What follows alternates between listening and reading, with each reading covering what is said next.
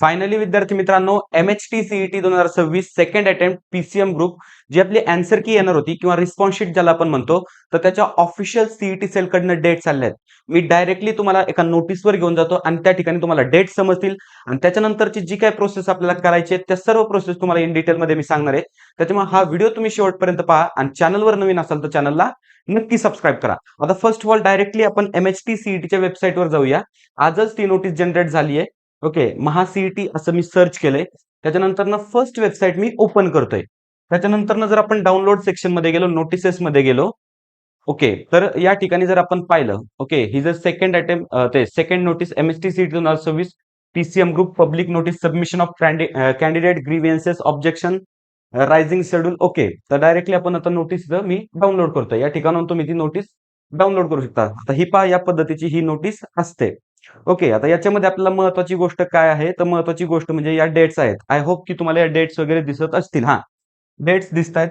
तर इथं क्लिअरली तुम्हाला सांगितलंय schedule for the display of a question papers candidate responses म्हणजे answer key and answer keys and the submission of the candidate grievances objection. Date कधी आहे, तर 28 मे 2026 ते 30/5 म्हणजे 30 मे 2026 हे 3 दिवस आहेत.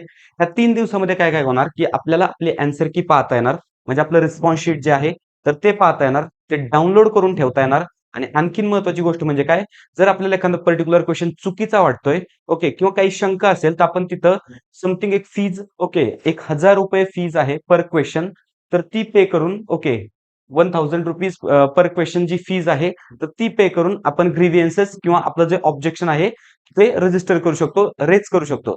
जर तुमचा गेस किंवा जर तुम्ही जे अजम्पशन केलंय जे अॅक्युरेट ठरलं, ओके, तर हे ₹1000 तुमचे रिफंड होतात. बरं, आता ही होती नोटीस, म्हणजे आपल्याला समजलं की आन्सर की आपली उद्यापासून म्हणजे 28 तारखेपासून जनरेट होणार आहे किंवा डाउनलोड करता येणार आहे आपल्याला. पण ती कशी डाउनलोड करायची ते देखील सांगतो. मग यासाठी आपल्याला जायचंय कुठं, तर यासाठी आपल्याला पुन्हा क्रोमवर जायचंय, सीईटी सेलच्या वेबसाईटवर जायचंय.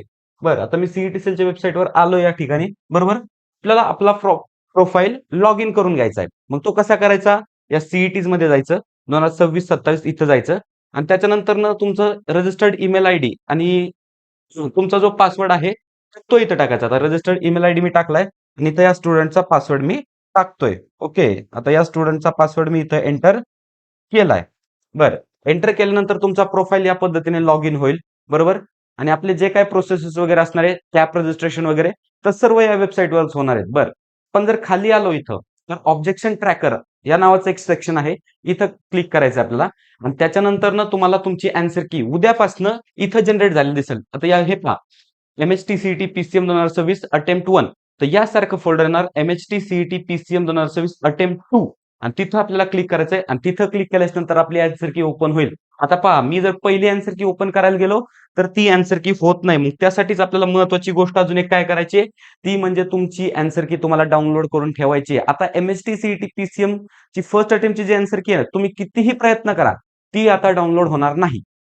तुम्ही कितीही प्रयत्न करा ती डाउनलोड होणार नाही. मग आपल्याकडे वेळ आहे 3 दिवसाचा आणि हा व्हिडिओ तुमच्यापर्यंत पोहोचलाय. तर मग एक गोष्ट करा की तुमची रिस्पॉन्स शीट ही तुम्ही डाउनलोड करून ठेवा. कारण नंतर काय होतं, बऱ्याचशा विद्यार्थ्यांना चांगले मार्क्स असतात पण पर्सेंटाइल ड्रास्टिकली डिक्रीज होतात.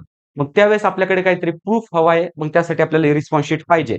रिस्पॉन्स शीट डाउनलोड झाल्यास नंतर काय करायचं, तर फर्स्ट ऑफ ऑल तुम्हाला तुमचे मार्क्स काउंट करायचे. तर फिजिक्स आणि केमिस्ट्रीचा जर बरोबर क्वेश्चन असेल तर त्याला तुम्हाला प्रत्येकी 1 मार्क द्यायचा आहे. ओके, आणि जर मॅथ्सचा बरोबर क्वेश्चन असेल तर त्याला तुम्हाला 2 मार्क द्यायचा आहे. सीईटी मध्ये कोणत्याही प्रकारची निगेटिव्ह मार्किंग नाहीये. त्याच्यामुळे क्वेश्चन वगैरे चुकला असेल तर त्याचा मार्क कट करण्याची काही एक गरज नाही. मग आय होप सगळ्या गोष्टी तुम्हाला व्यवस्थित वाटल्या असतील. मग हा व्हिडिओ छोटासा व्हिडिओ झालाय, पण तुम्हाला कसा वाटला मला कमेंटमध्ये नक्की सांगा. त्याचबरोबर आणखीन तुम्हाला कशाच्यावर तुम्हाला मार्गदर्शन हवंय, कोणत्या पद्धतीचे व्हिडिओज हवेत हे मला कमेंटमध्ये नक्की सांगा.